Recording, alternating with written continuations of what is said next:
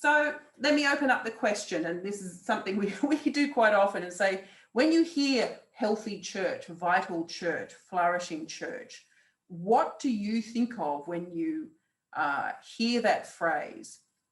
Because there are different ways to understand the very concept. So is church health about goals that a church is trying to achieve? Is it about outcomes that you're saying a healthy church will be one that achieves a certain goal?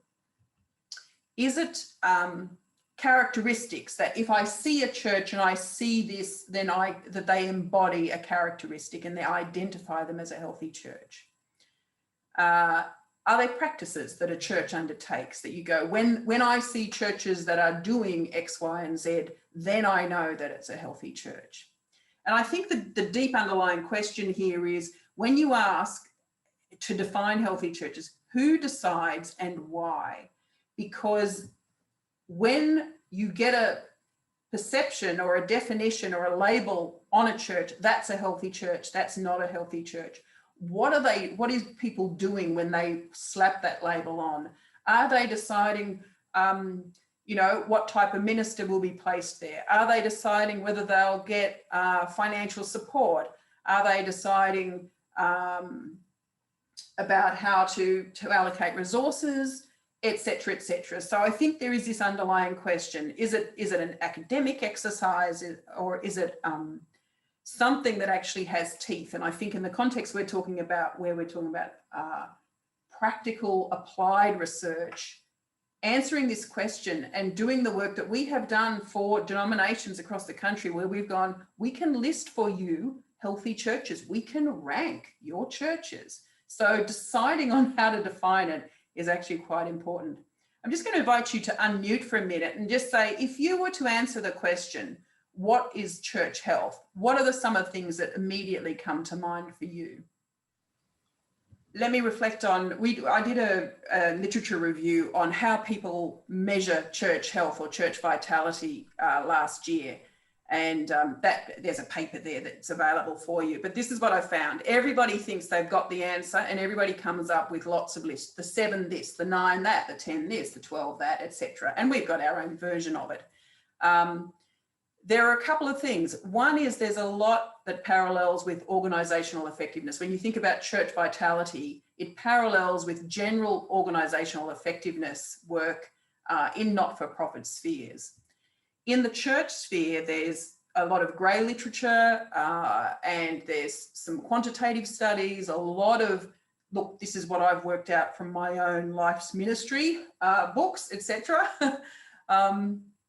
One of the differences is that some researchers or some commentators on this issue talk about church growth. When you see and none of you actually mentioned this, but other than Mel saying numbers, but it remains and has always been there. Is the church healthy? Well, let me look and see if the church is growing numerically. It's a quantitative measure that says, are there more people attending than used to? It's simple, you can get your head around it, and it's one measure of a quantity. So people like it because it's quite straightforward. And there is a rationale to actually say, look, while NCLS in a way have, said, look, there's so much more than church growth, because it came out of the church growth movement being very strong. There is still a point where we've gone so far that we go, you can't even mention numbers, you can't mention growth anymore. And as you heard, the Synod has actually said, we are going to reorganise for growth. So the dirty word of church growth is back on the agenda. And there is that command, go and make disciples of all nations. So one way to measure health is looking at one measure of growth. The pushback on the church growth movement came with a lot of people saying, come on, that's ridiculous to just, there's a whole lot of reasons why church grows. Sometimes it's because the guys down the road had a fight and came to our church. That's not about our health, that's about their lack of health. So the push came to say, let us think about health and vitality using multiple measures of qualities of church health. And that was able to pick up from multiple stakeholders. And so that's where we would fit very well, because we fit saying you need to listen to the attenders, the newcomer, the visitor, as well as the long-termer, and hear about their experience. You listen to the leaders as well as the first-timers. So those are the two sort of competing schools of thinking around church vitality. Now, you're not going to be able to read that table there, but when I did the literature review, basically everything clustered around about 15 features of vitality. And you'll be able to see some of the things you mentioned overlaying on some of those. There was only a couple who named, I think only one, in fact, named beauty. That was Diane Butler-Bass. She mentioned beauty, but I put that in as a sort of, as a feature. But you can see in the table, even though if you can't read it, that's all the references of all the authors who named that thing. And you can see very large blocks of authors who are naming certain features. So my point is, you can ask everybody, they come up with their own words, they come up with their own lists, they think they've got the answer, but in fact, it's a fairly solid and consistent list of things that we recognize as church vitality. So our model that we've used over time is goal focused. We say there should be a church is healthy in terms of what it's supposed to be achieving. So we think that in the simplest terms, healthy churches should do three things. Healthy churches should help people in their relationships. And there is our model that we've had for 30 years, which is relationship with God, relationship with each other, and relationship with the wider community. If a church is doing that, it's doing what it's supposed to do. A healthy church is also sustainable in terms of attendance. If you ignore inflow of new people, then you are not healthy, because in the end you will erode and disappear. So you sustain yourself by the numbers, and you need to have inflow of new people. You need to retain your young adults as well. So retaining and also having new people coming in. The other component is having vital leadership or directions for the future. And I'll say more about that in a minute. So when it comes to relationships, these are the goals that you say a healthy church is one where, as this is what Ian picked up on, relationship with God. So if a church is vital, you will see that they are helping people explore faith matters, strengthen their beliefs and practices, develop their knowledge. So this is the core of what makes a church different to other organizations, is this dimension of this kind of relationship, the God dimension. Also, I think, Rob, you named this in terms of the internal work, relationship with each other. You find that people say they belong, let's call it fellowship or community, but there is strength in that area. And finally, you also named that, Mel and Rob also named particularly the outward focus. So relationship with the wider community, you should be seeing in a healthy church that people are making an impact in their word and deed. And that's mission, service, social transformation. It's a focus beyond yourself and being a nice little club. Attendance. Healthy churches are sustainable. There's enough inflow. We use three particular measures. We measure whether the churches are retaining their young adults, those who are the children of the church families. We measure whether there are the level of newcomers, which is people who have not been part of church life, and also attendance change, which is growth or decline. And a key point that's made by one of our colleagues in the UK is a reason for the decline is the failure to replace older generations of attenders. And it's easier to retain than to attract the unchurched.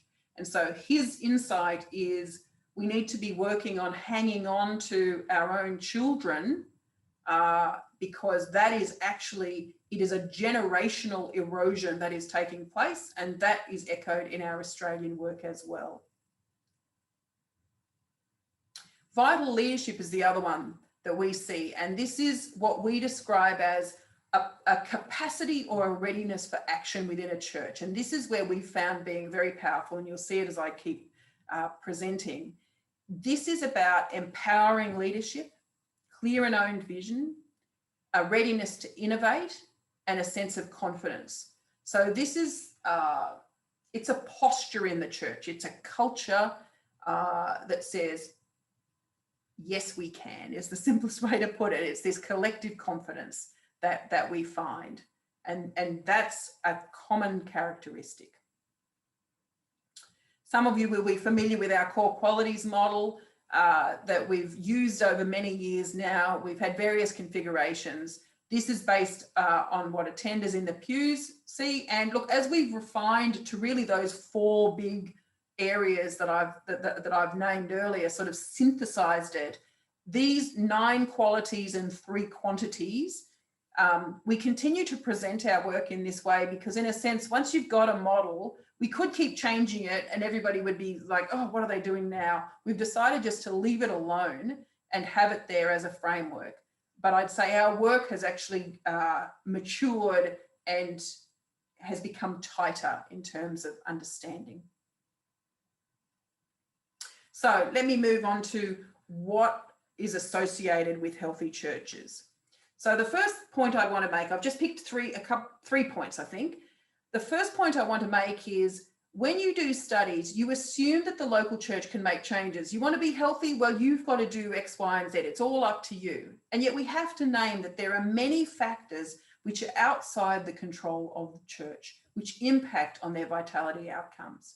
So a lot of sociologists name the impact of the social context where the church is located. We have a funny cartoon which says you can stick a broomstick in the, oh, they had a broomstick in the pulpit and nothing changed basically in the church, so it's that sense of the church was healthy and growing. It didn't matter who was in leadership or what they did. They were in the right place, an easy place. The Bible Belt is easier to plant in. It's that idea that it doesn't matter what you do. How bound are we by the social context of the church? The second big question is around theological tradition. Does it make a difference to health or not? And so, because if you're in a denomination, it's hard to change denominations. You can, but it's actually quite hard to pick up and say, we're going to be a different, adopt a different faith orientation. So these are things that we're saying is outside the control of the local church, where you're located and which denomination or which faith tradition that you're part of. So we're really asking, can a local church do much at all? What does that role of the internal life of the church have? So this is what we've found. In every study we do, we find that social context and faith tradition do make a difference. So we know that social context can predict aspects of church health. Particularly, we've done studies around whether the churches are growing or attracting newcomers. So the features of the context that make the most difference are if the community has a young age profile, if the community is urban, it's easier. If people are moving into the area, if there's new housing, arrivals from other countries. When there's change, if we see change from one census to another and a local church is there, we've found that that is linked to decline in the local church. So where you are located matters, and there are some places that are easier to grow healthy churches than others. We have to name that and work within that reality. The Anglicans are doing a project at the moment on ministry in disadvantaged areas and trying to find those who are thriving, knowing that it is that much tougher to actually thrive in ministry in disadvantaged areas across the country. The second finding is that faith tradition is related to church health, and particularly charismatic, Pentecostal, and evangelical. So we could all go home at that point, but thankfully, what we have also found over and over again is that the internal life of the church matters more, that the quality of what you do inside your church is an even greater influence and has more predictive power than your local community. So that little drawing down there where there's a little arrow to demographic makeup and a big fat arrow to the internal life of the church shows they both make an impact, but the internal life has more power. Also, you have to say that theological tradition can give churches a head start. If you are charismatic, Pentecostal, evangelical, you are more likely to be positioned to actually achieve health in the way that we've described. However, we have also found that core qualities can play a role over and above theological tradition and are relevant in all churches.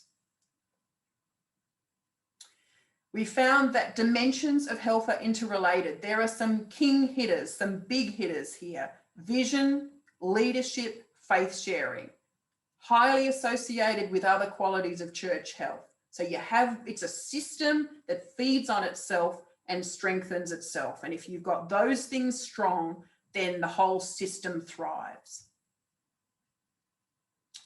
We also found this interesting dynamic. We looked at a study of newcomers. Again, this is around a system, a culture that goes beyond a single leader, goes beyond a single time. When you can set up a healthy church culture that has a sense of collective confidence, we can find amazing things where we were able to predict the level of newcomers now. So if you have collective confidence, you will find there are higher levels of newcomers now. Then when we did a study going, well, what happened in 5 years' time? If you got collective confidence at time 1, it was predicting it at time 2. There's a spiral effect where confidence builds newcomers, newcomers builds confidence, confidence builds newcomers, newcomers builds confidence. So it's quite, and we were able to do that with high level, multi-level modeling, and very exciting to find a result at all, but it sort of intuitively also sounds right.